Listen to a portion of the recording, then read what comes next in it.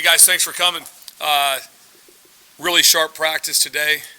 You know, we got a bunch of guys that don't flinch, which is just a testament to their character and how they handle things. So it's impressive how they go about their business. And 3:30 Eastern Standard Time, we play a college football game, and we got a bunch of guys who love to play college football. And we'll have 11 guys on the field ready to go. And I said a very disciplined group of guys that handle things very well. They love to play football. We love coaching them, and couldn't be more proud, as I've said in the past, of how they're handling some things. There's always things you always want to improve on and get better, and wish things are different in the game. But when you get guys that give this type of effort, very, very happy with it. So happy with where we're at. Got a lot of work to do. Obviously, we're playing a fantastic football team. I think number 3 in the country. And deservedly so. Look, these would be a 1 in the country. So I have a lot of respect for their head coach and how he has built his team and how they handle things and how his offensive coordinator calls the game and has built his team. So a lot of work ahead. But go ahead, fire away. Jim Harbaugh calls Blake Corum maybe the best running back he's ever coached, at least at the college level. Where does he stack up as far as backs you faced this season, maybe before? A lot of similarities. I never want to just name and rank someone that he's 1, 2, and 3, but I know this, like that, there's no one better. He might be even with some people, but there's no one better than what he is. So my respect for him is very high. So I think what Coach Harbaugh said is 100% accurate. The thing that stands out, first of all, is durability. The number of snaps he's taken and to be able to carry and be very healthy with it. He doesn't miss cuts. He does a great job with the football. He's very competitive. So he does a lot of everything really, really well. And so obviously we have our hands full. We're kind of used to that now. It seems like every week that we have our hands full with someone in that nature right there. But he's a special talent, and I have great respect for him. I know what does it mean for the way you guys have to play to not have Miles and his leadership, his experience? Yeah. Well, I mentioned this before that Miles, I felt, has made a dramatic improvement in tackling. You know, he had 14 tackles, and I had him in on 26 other ones that he was involved with. And so he's done a very good job of that. So losing him is a big piece of us that's going to hurt us. On that note, the young man made a mistake. He's taken it extremely serious. We know how impaired driving has affected people throughout the world, and he's very serious about it. He knows he made a mistake. We're not taking it lightly, and we'll handle it the right way, and it's being handled internally. But like his coach said, he'll be suspended for this game, and like I said, he is devastated on how he handled himself in that situation. And again, but across the board right there, we are very aware of how devastating impaired driving is. Do you know who replaces him? What's that? Do you know who replaces him in the starting lineup? I do. Yeah, I coach that position, so it helps. Yeah. So I'm aware of that. Yes, I said that. So obviously we'll get 11 guys out there. The first thing, we will have 11 out there. We have some good options for us. Phelan Sanford's played a lot of football for us in that area. Deshaun Singleton is somebody that can play corner and at the safety spot. So that's a plus. And then we've been training all year long. Jaden Gould, a true freshman. So he's been getting reps with the 2s. It just hasn't come up in these past couple games for him to be able to play. So we feel good with where we're at. Like I said, we have guys that are ready to go, but it's a great challenge for them. When you're going against these teams that are so good at running the ball, what's the thought process about getting the nickel in versus getting that extra lineman? It depends on kind of what they do, how they've lined up with the number of tight ends they have in the game. They have a very unique situation in that they really play 4 tight ends. They'll play 3 tight ends together several times during the game, and then sometimes they're just in normal 11 personnel. But they have, with 84, he's kind of an ex-offensive lineman, so he's a really good blocker. But they have guys that can do everything. So their group of 4 tight ends are very impressive, and so we have some different looks to be able to create, to be able to get the best guys on the field, to be able to handle everything, stop the run. And that's the key to everything, obviously. And it's not so much stopping it is be able to control it, and then not be able to let the play action pass game get out of it, because they're very, very gifted at that area. The quarterback does a tremendous job with their play action pass and all the tight ends and the diversity they can create with that. What has Phelan Sanford done to move to that position to start against Michigan? Well, the reason he's there is because he's earned the right to be there. And so he's done an incredible job with work ethic. He played, like I said, a lot in the Purdue game when Buford went down with the injury. And so he deserves the credit for why he's playing, is because it wasn't like well, that's all that's left situation. He's earned the right to be in that spot. He's one of our more talented young men when you just talk about athletically. If you just look at how he runs, what he jumps, what he does in those situations. And then he's just played a lot of football now. Hadn't played a lot of football before. He had played a lot of special teams. Well, now he's getting a lot of reps. So that builds his resume to be able to play in this game. Ernest is getting a lot of snaps. How have you seen him holding up as he goes through his first Big Ten grind and maybe where he is compared to even a month ago? Yeah, very impressed with him. It is a lot for a true freshman, and then especially it's also a lot with the style of offenses that we're playing. That's a big difference when you have 330-pound guys rolling off the ball at you.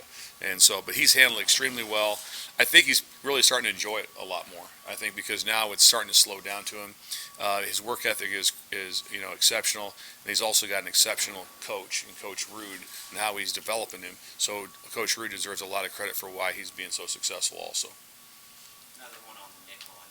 What have you seen from Gifford? What has he kind of improved at in the last couple of weeks? He's been playing very well for us, and we had some opportunities also to substitute in and try to get Jay Wright in the game and have a chance to get Omar Brown in the game also. But then a lot of that times they were playing in base defense, and they wasn't able to get him in. But so Gifford ended up taking the majority of the snaps in that last game, the last couple games. He's been doing an extremely well job. Again, I think the game slowed down for him. He's done a nice job. He's really good in the run fits. He can cover tight ends man-to-man, and he's very, very, he has a high football IQ. Michigan put 418 rushing yards. That's a lot, Sipple. That's a lot of yards, man. 418 yards. That's a, yeah. That felt like. And especially, the part that was disturbing about it was that the talent level that was on the other side of the ball. That Penn State's extremely talented football team. They're not missing out on their players, and so they, like I said, I thought their scheme that Coach Harbaugh had was really good for them. They had some multiplicity in different ways that they changed gaps and had pullers and different things for us right there. So they have a lot of zone game where last week was all zone against us right there. These guys have all that. Then they have a lot of gap schemes. They're going to have counters. They have powers. They have a lot of, so gaps change and things move. So sometimes when you're in pressures or different things, it's kind of like a lot of times it's like one school band's playing, it's not sure which one's going to be, and like that. So sometimes things hit really well, and sometimes then hits really bad, and so those are the scenarios you're trying to avoid in defending these guys. So there's been some teams that have done some, have hung in there with them on some things, but again, our strain on the run fits is very well thought out, and it's something obviously that we strain to learn every day in practice.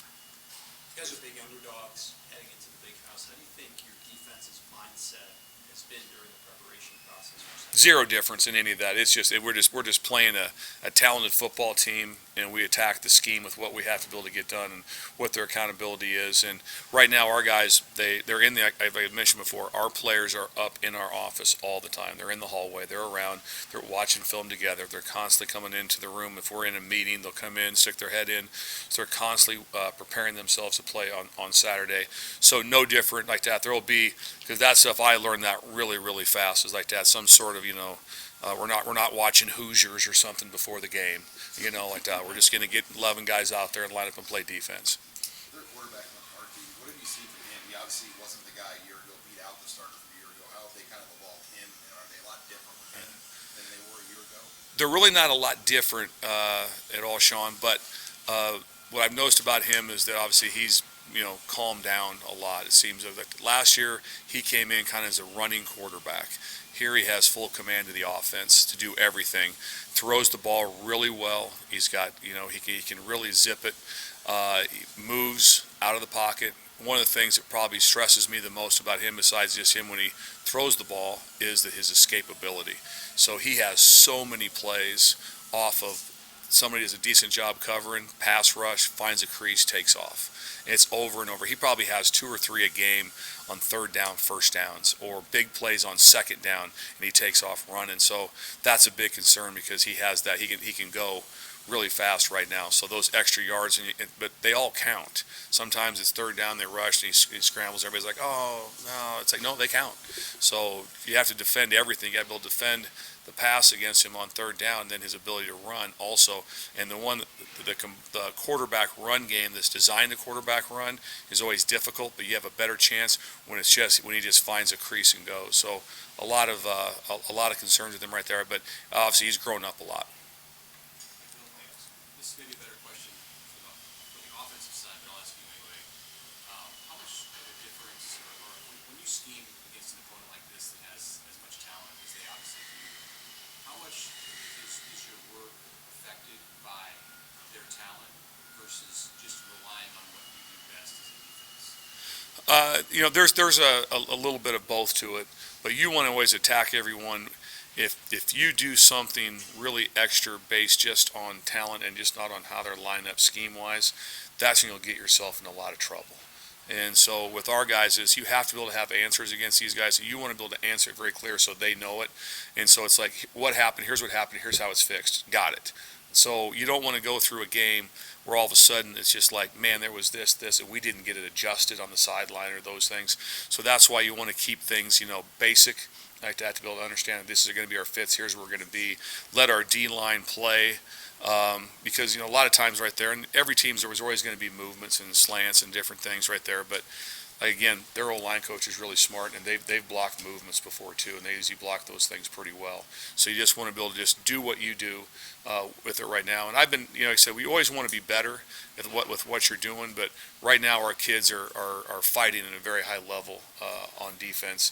We just got to be able to do a couple things better, Last game we got off the field really well on third down. I think they were 3 of 11, so that helped us give us a chance on some different things. But we just got to do better, across the board to be able to give our offense the ball back. And we didn't get any turnovers last week, so that was a struggle for us.